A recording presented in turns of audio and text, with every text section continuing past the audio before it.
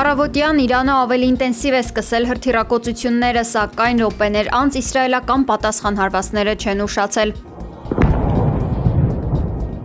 Իսրայելական հրետանուտակ են հայտնվել Իրանի մայրաքաղաք Թեհրանը և Բենդեր Աբբաս քաղաքը։ Իրանը շարունակում է նաև թիրախավորել Բահրեյնում, Իրաքում և Էմիրություններում ամերիկյան ռազմաբազաները։ Հորմուզի նեղուցը փակելու պատճառով մոտ 20,000 նավաստիներ մնացել են կանգնած նավերի վրա։ Այս մասին հայտարարել է ՄԱԿ-ի միջազգային ծովային կազմակերպության գլխավոր քարտուղար Արսենիո Դոմինգեսը։ Դեռ պատերազմի սկզբնական շրջանում էր Իրանը հայտարարել, որ Հորմուզի նեղուցում ցանկացած ԱՄՆ ռազմածովային բազա կհայտնվի իրենց թիրախում։ Արաբական Միացյալ Էմիրությունների օդային տարածքի փակվելուց հետո Դուբայից Երևան առաջին չվերթը վայրեջք է կատարել Զվարթնոց օդանավակայանում։ Թռիչքը տևել է 6 ժամ 5 րոպե, նախկին 3 ժամի փոխարեն։ Տարածաշրջանում լարված դրությամբ պայմանավորված Հայաստանի արտաքին գործերի նախարարությունը հայտնել էր, որ կարող է կազմակերպել մեր հայրենակիցների տեղափոխումը Օման, այնուհետև Հայաստան։ Իսլամական հեղափոխության պահապանների կորպուսը հայտարարել է ճշմարտության խոստում 4 գործողության 19-րդ ալիքի մեկնարկի մասին։ ԻՀՊԿ մամուլի ծառայությունը նշել է, որ ամերիկյան և իսրայելական դիրքերին հարվածները կիրականացվեն ինչպես հրթիռների, այնպես էլ անօդաչու թռչող սարքերի միջոցով։ Հայտարարությունից րոպեներ անց Թել Ավիվում պայթյուններ են հնչել։ Ռմբակոծվել են Իրաքի Էրբիլի մոտակայքում գտնվող ամերիկյան Հարիր ավիաբազան, ինչպես նաև Դոհայում ամերիկյան ռազմաբազան։ Now, Mr. President, today, senators face a choice.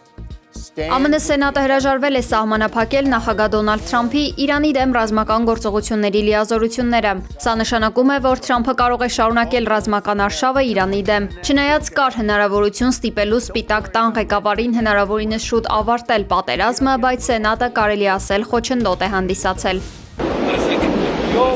Երեկ ԱՄՆ Սենատը որոշել էր սահմանափակել Թրամփի լիազորությունները և կայացել էր արտահերթ նիստ քվեարկության նպատակով։ Իրանին հարվածներից հետո Կոնգրեսի տասնյակ դեմոկրատներ քննադատել էին վարչակազմի գործողությունները, նշելով պատերազմի սրման բարձր ռիսկերը և սահմանադրական ընթացակարգերի խախտումները։ Դեմոկրատական կուսակցության ներկայացուցիչները պահանջել էին, որ Սպիտակ տունը հիմնավորի Իրանին հարվածելու և պատերազմ հրահրելու նպատակները։ Նրանք պահանջել էին նաև, որ ռազմական գործողությունների վերաբերյալ ապահովի թափանցիկություն Ներկայացուցիչների պալատի և ամերիկյան ժողովրդի առջև։ Հունգարիայի արտգործնախարար Պետեր Սիարտոն Մոսկվայում հանդիպել է Վլադիմիր Պուտինին, քննարկելու երկկողմ համագործակցությունը։ Բուդապեշտի գլխավոր նպատակն էներգետիկ ճգնաժամի ֆոնին ռուսական նավթի և գազի մատակարարումների երաշխիքներ ստանալն է։ Բանակցությունների ընթացքում Պուտինը փաստել է երկու երկրների միջև առևտրաշրջանառության 13%-անոց անկումը։ Ռուսաստանի նախագահը խոստացել է մնալ հուսալի գործընկեր և կատարել պարտավորությունները միայն այնտեղ, որտեղ դեռ վերահսկողություն ունի։ Հանդիպման արդյունքում որոշվել է գերությունից ազատ արձակել գերեվարված երկու հունգարացի զինծառայողի։ Մասուդ Փեզեշքյանը X սոցիալական հարթակում հատուկ ուղերձ է եղել Մերձավոր Արևելքի պետությունների առաջնորդներին։ Նա նշել է, որ Միացյալ Նահանգների և Իսրայելի ռազմական ագրեսիան Թեհրանին այլընտրանք չի թողել։ Ըստ Իրանի ղեկավարի, իր երկիրն այժմ ստիպված է դիմել բացառապես ինքնապաշտպանական գործողությունների։ Միևնույն ժամանակ Փեզեշքյանը հավաստիացնում է հարևաններին, որ հարգում է նրանց տարածքային ամբողջականությունը։ Նրա խոսքով տարածաշրջանի անվտանգությունը պետք է ապահովվի բացառապես տեղական պետությունների համատեղ ջանքերով։ Ալ-Ջազիրայի պնդմամբ Միացյալ Նահանգները քննարկում է Իրանում քրդական խմբավորումներին զինելու և երկրի ներսում ապստամբություն հրահրելու հարցը։ Իրանի դեմ ռազմական գործողությունների 5-րդ օրը Դոնալդ Թրամփն արդեն ուղղակի կապ է հաստատել քրդական առաջնորդների հետ։ Վաշինգտոնի և Իսրայելի հիմնական նպատակն է քրդերի միջոցով թույլատրել Իրանի բանակի ուշադրությունը հիմնական ճակատից։ Ըստ տեղեկությունների, քրդական ուժերը պետք է ցամաքային գործողություններ սկսեն Իրանի արևմտյան նահանգներում և ստեղծեն անվտանգության գոտի։ Սակայն այս ծրագիրը փորձագետների թերի մշակված է և խիստ վտանգավոր։ Նման միջամտությունը կարող է հանգեցնել ոչ թե իշխանափոխության, այլ ներքին քաոսի և ընդդիմադիր խմբերի միջև բախումների։ Քրդական կողմը հազիվ թե վստահի Միացյալ Նահանգներին, քանի որ Վաշինգտոնը նախկինում բազմիցս օգտագործել և լքել է իր դաշնակիցներին։